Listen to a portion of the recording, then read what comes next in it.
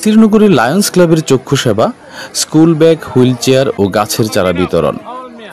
ব্রাহ্মণবাড়িয়ার নাসিরনগরে বিনামূল্যে চক্ষু চিকিৎসা ক্যাম্প আয়োজন করেছে Lions club of Dhaka, Shantinagar, Navana.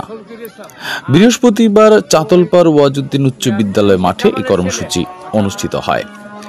দৃষ্টি সবার অধিকার স্লোগানে আয়োজিত ক্যাম্পে শতাধিক রোগী চিকিৎসা ও পরামর্শ নেন। অনুষ্ঠানে উপস্থিত ছিলেন অর্থ মন্ত্রণালয়ের অতিরিক্ত সচিব অবসরপ্রাপ্ত লায়ন মফিজউদ্দিন আহমেদ ফরিদ, বিশিষ্ট নজরুল গবেষক ও আমেরিকা প্রবাসী মোয়াজ্জেম হোসেন চৌধুরী, চট্টগ্রাম বিশ্ববিদ্যালয়ের অধ্যাপক ডক্টর মোহাম্মদ শফিকুল ইসলাম ও ক্লাবের প্রেসিডেন্ট সৈয়দ সাজ্জাদ মোর্শেদ সোহান, সেক্রেটারি সাইমন চৌধুরী, পুলিশ কর্মকর্তা সুদীপ রায় পলাশ সহ লায়ন্স ইন্টারন্যাশনালের বিভিন্ন কর্মকর্তা। এ সময় 150 শিক্ষার্থীকে স্কুল ব্যাগ, 10 জন পঙ্গু ব্যক্তিকে হুইল চেয়ার এবং 1000 গাছের চারা বিতরণ করা হয়। লায়ন্স প্রেসিডেন্ট সৈয়দ সাজ্জাদ মোর্শেদ সোহান বলেন, মানবিক সেবা অব্যাহত রাখতে লায়ন্স ক্লাব সবসময় কাজ করে যাচ্ছে।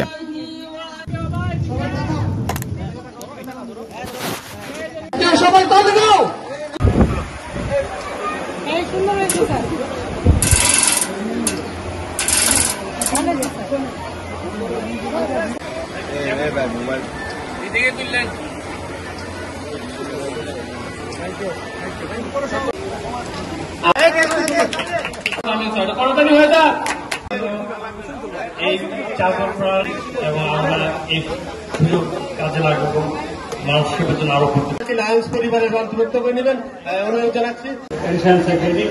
এটা যে কোনো সময় যদি এই ধরনের প্রোগ্রামের আয়োজন হয়, আমরা নেক্সট আমাদের ইনকামিং ডিজি আছে, আমরা সবাই যুক্ত এই লায়ন্স পরিবার।